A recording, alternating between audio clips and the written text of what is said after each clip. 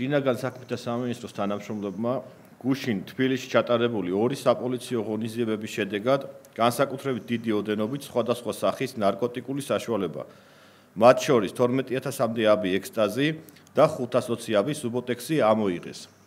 ცენტრალური კრიმინალური პოლიციის დეპარტამენტისა და თბილისის პოლიციის დეპარტამენტის თანამშრომლებმა სხვადასხვა ადგილებზე ჩატარებული ოპერატიული ღონისძიებებისა და საგამოძიებო მოქმედებების შედეგად წარსულში მრავალჯერ ნასამართლები 1959 წელს დაბადებული ჯგ და 1979 წელს დაბადებული ლატვიის რესპუბლიკის მოქალაქე ეკ ნარკოდანაშაულის ბრალდებებით დააკავეს.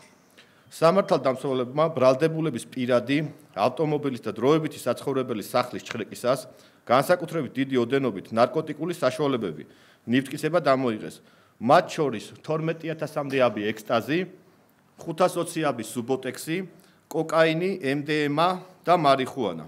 საგამოძიებო მოქმედებების შედეგად პოლიციის მიერ ასევე ნივთკიცებად ამოღებულია ნარკოტიკული საშუალების დაფასებისათვის საჭირო მასალები, ელექტროსასწორი, წებოვანი ლენტები და სავარაუდოდ ნარკოტიკის უკანონო რეალიზაციის შედეგად მიღებული დიდი რაოდენობით თანხა. გამოძიება სისხლის სამართლის კოდექსის 260 მუხლით მიმდინარეობს. ბრალის დამტკიცების შემთხვევაში დანაშაული 20 წლამდე ან უვადო თავისუფლების აღკვეთას ითვალისწინებს. შინაგან საქმეთა სამინისტრო აგრძელებს უკომპრომისო ბრძოლას ნარკოტიკების უკანონო ბრუნვისა და გავრცელების წინააღმდეგ.